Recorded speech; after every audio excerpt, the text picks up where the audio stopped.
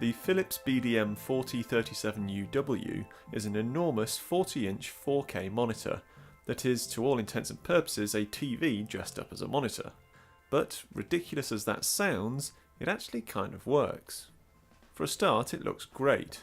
The glossy white and silver combination is classy, the solid metal stand is incredibly dainty yet sturdy, and the screen itself is impressively slim. What's more, this colossal display proves surprisingly practical. You don't get an adjustable stand other than a bit of tilt, but because the display is so tall anyway, it's unlikely you'd ever want to make it stand any higher. That said, you do get a VESA mount, so you can use alternative monitor or TV stands instead. Around the back there's also plenty of connectivity, with 2 display ports, 2 HDMI and a VGA input for video, as well as a headphone output and an auxiliary audio input. Philips has also added a 4-port USB 3 hub. The sockets aren't all that conveniently placed for plugging in temporary things like USB sticks, but they're fine for connecting your keyboard and mouse and several other peripherals. What really makes this display work though is that its 4K resolution is a perfect match for its screen size. Its 3840 by 2160 pixels makes for a pixel density of 110 ppi. That's exactly the number that I consider the perfect balance of sharp enough for a screen not to look pixelated, but not so sharp that everything appears too small. 4K on smaller screens is great for editing pictures and video, but otherwise it can be a slightly messy compromise of having to change the scaling setting in Windows to make things readable. Here you just plug in and away you go. You just might want to increase your mouse sensitivity so it doesn't take half an hour to get from one side of the screen to the other. Meanwhile, if you need to adjust any of the display's settings, it uses a neat mini joystick navigation system that works really well, and the menus are intuitively laid out.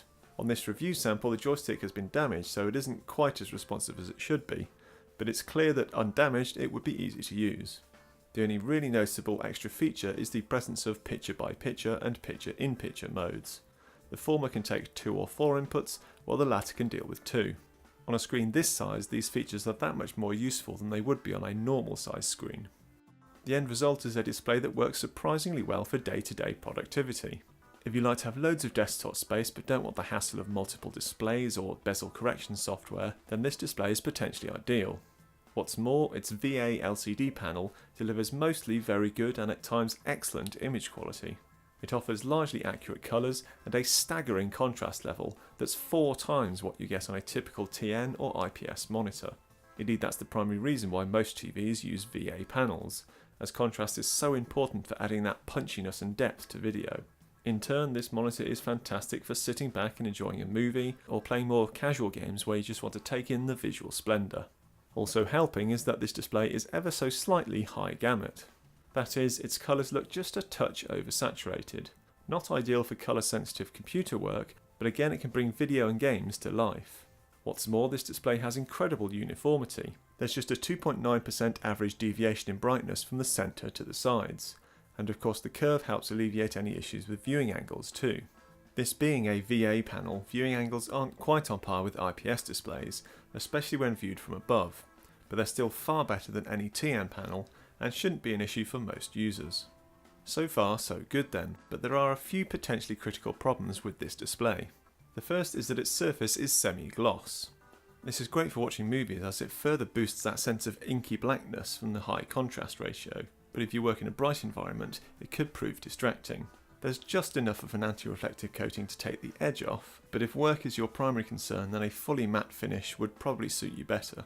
The second problem is that despite its TV-like appearance, the display doesn't have speakers that come close to most decent TVs. Weedy and tinny, they're a touch better than your average monitor perhaps, but you'll want something better for sitting back and watching a movie.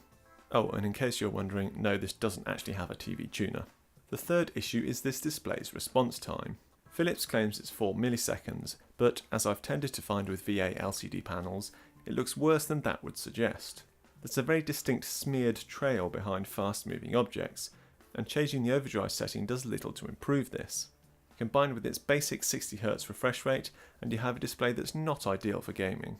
It's fine for slower paced stuff, but anything that requires quick movement will suffer.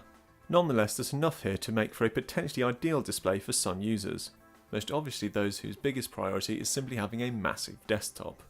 Available for £600, it's certainly not cheap, but it's reasonably priced for such a screen size and resolution.